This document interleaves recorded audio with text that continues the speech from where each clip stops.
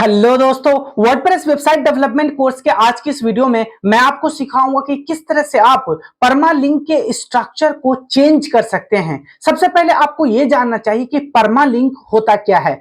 Permalink एक तरह के आपके पेजेस का यूआरएल होता है। आपके यूआरएल से जुड़ा हुआ कॉन्सेप्ट है परमालिंक। स्लग भी इसी को कहते हैं, यूआरएल भी कहते हैं, परमालिंक भी कहते हैं। हम सभी जानते हैं कि जब भी हम कोई पोस्ट क्रिएट करते हैं, जब भी कोई पेज क्रिएट करते हैं, जब भी कोई ब्लॉग क्रिएट करते हैं, तो उसका एक स्पेसिफिक यूआरएल बन जाता है, जिसके अकॉर्डिंग ही गूगल पहचान पाता है कि ये ब्लॉग किस चीज के बारे में, ये पेजेस किसके बारे में। यानी क्रॉलर जब भी आता है आपके वेबसाइट पे तो वो आपके यूआरएल को क्रॉल करता है। इसलिए आपको एसईओ के पर्पज से इस चीज को बड़ा ही केयरफुली ध्यान में रखना है कि आपका जो यूआरएल है उसका स्ट्रक्चर क्या है, क्या वो एसईओ फ्रेंडली है या नहीं, आपके वेबसाइट को रैंक करने में वो मदद कर रहा है या नहीं कर रहा। इसलिए आज की इस वीडियो में मैं आपको बताऊंगा कि किस तरह से आप एसईओ फ्रेंडली परमालिंक स्ट्रक्चर को आप क्रिएट कर सकते हैं। कई बार ऐसा होता है कि डिफॉल्ट में आपके लिए वो सेटिंग नहीं होती है, वो पोस्ट के नाम से नहीं आता, वहां पे कुछ न्यूमेरिक यूआरएल होते हैं, सेलेक्ट्स होते हैं, परमालिंक्स होते हैं, तो आप उसे चेंज करते हैं, कस्टमाइज करते हैं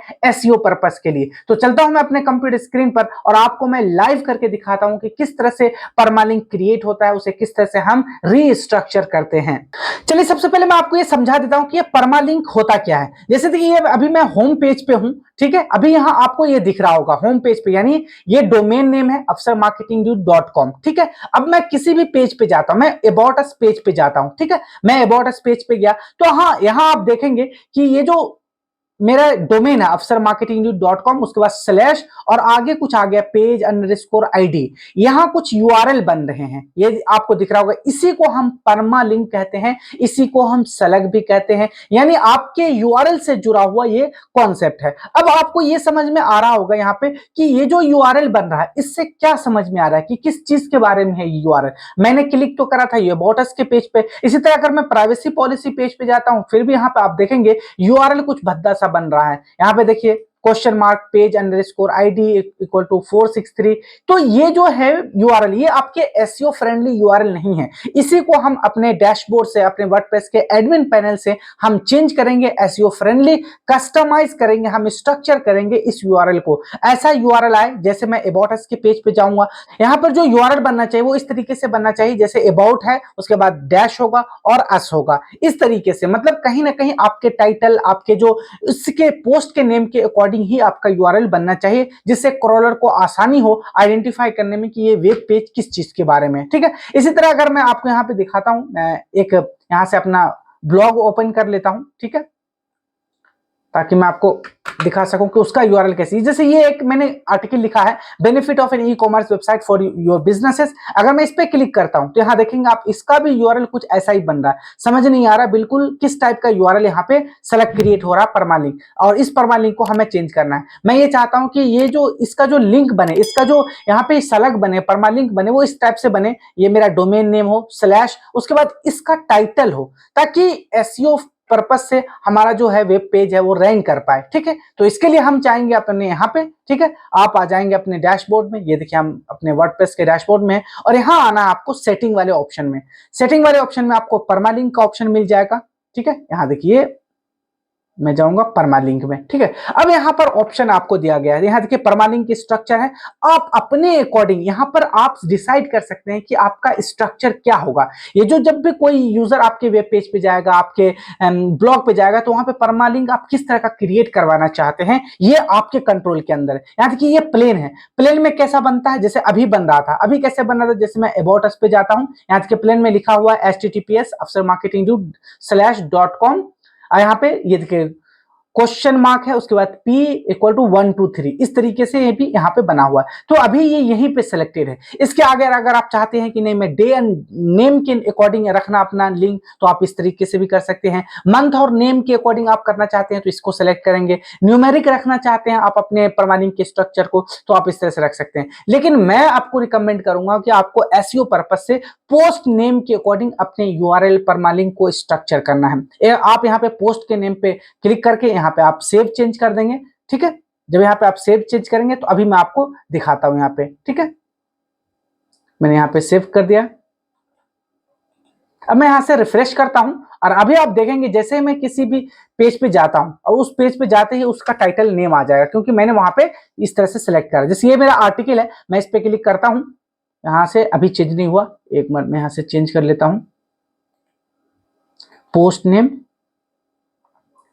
और मैं यहाँ से सेव चेंज करूंगा। ये है मेरा ब्लॉग, मैं इस पे क्लिक करता हूँ।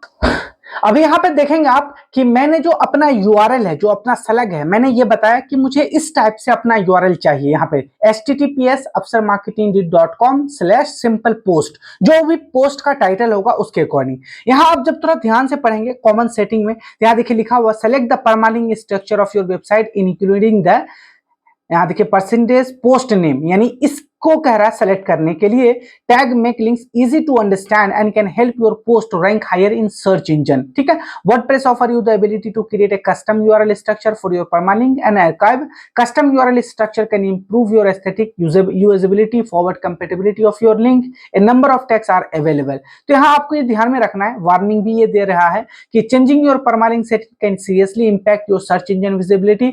It should almost never be done on A live website. तो आपको क्या करना है, जब भी आप ब्लॉग लिखने जा रहे हैं, जब भी आप वेबसाइट सेटअप कर रहे हैं, तो पहले ही आपको इस तरह का कुछ जो सेटिंग है वो कर लेना है, ताकि बाद में जब आप बहुत सारे ब्लॉग लिख लें, बहुत सारे पेजेस क्रिएट कर लें, उसके बाद आपको कस्टमाइज करने की जरूरत ना पड़े, स्ट्रक्चर करने की जरूरत ना पड़े परमालिंक की। क्योंकि ये बता रहा है कि अगर आप परमालिंक स्ट्रक्चर करते हैं तो हो सकता है कि आपकी सर्च रैंकिंग इफेक्ट पड़ जाए, इसलिए आपको ये सब चीज पहले कर लेना है। यहाँ मैंने पोस्ट नेम पे करा है सिलेक्ट, और यही आपको रखना है। यहाँ पे सेव चेंज करेंगे, जब मैं यहाँ से अब रिफ्रेश करूंगा तो आप देखेंगे जब मैं किसी भी पेज पे जाऊंगा तो इसका जो परमालिंक बनेगा, जो स्लग बनेगा, वो उस पेज का टाइटल बनेगा। यहाँ देखिए अबाउट अस में जाता हूं तो यहाँ देखेंगे पहले कुछ अलग सा बन रहा था, इस टाइप का बन रहा था जो प्लेन में था। यहाँ पे यहाँ देखिए कुछ इस तरह से क्वेश्चन मार्क पी इस तरह से, लेकिन अब यहाँ पे क्या कर रहा है, मुझे पोस्ट नेम के अकॉर्डिंग मैंने यहाँ पे यूआरएल को कस्टमाइज कर दिया। यहाँ देखिए मैं अबाउट अस पेज पे हूँ तो ये बता रहा है कि मैं किस पेज पर हूँ। मैं सबसे पहले अफसर मार्केटिंग ड्यूड, ये मेरा डोमेन नेम है, ये वेबसाइट है, उसके आगे ये जो स्लग बना है यानी कि मैं अभी अबाउट अस पेज पे हूँ। इसी तरह मैं प्राइवेसी पॉलिसी में जाऊंगा तो यहाँ लिख जाएगा कि आप प्राइवेसी पॉलिसी पेज के ऊपर है। ठीक है, तो यहाँ से आपको दिख जाएगा।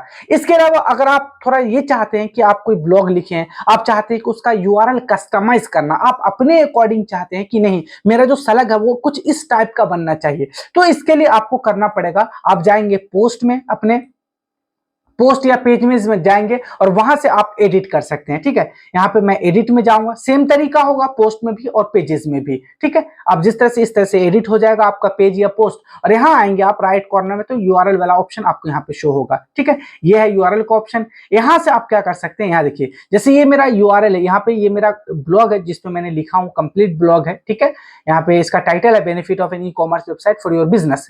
ठीक है, तो यहाँ पे मैंने सेलेक्ट करा था, सेटिंग में मैंने आपको सिखाया था कि पोस्ट नेम के अकॉर्डिंग मैं चाहता हूं कि मेरा परमालिंक क्रिएट हो, तो यहाँ इसी के अकॉर्डिंग ये बता रहा है कि क्या आप इसमें भी कोई वर्ड यहाँ पे हटाना चाहते हैं या ऐड करना चाहते हैं, तो ये आप बता सकते हैं। यूआरएल पे जाएंगे, इस पे क्लिक करेंगे, यहाँ देखिए अभी आपका यूआरएल कुछ इस टाइप से शो होगा, https://marketingdude.com/benefit of an e-commerce website for your businesses, ये जो टाइटल है। अब आपको यहाँ पे दिख रहा होगा हर एक वर्ड के बीच में डैश दिख रहा होगा। डैश एक कोड वर्ड है जो सर्च इंजन इसको अच्छे से अंडरस्टैंड करता है, इसलिए आप जब भी कोई दो वर्ड लिख रहे हो तो उसके बीच में डैश लगाना आपके लिए बहुत जरूरी है। ठीक है, तो यहाँ देखिए benefit of an e commerce website completely है।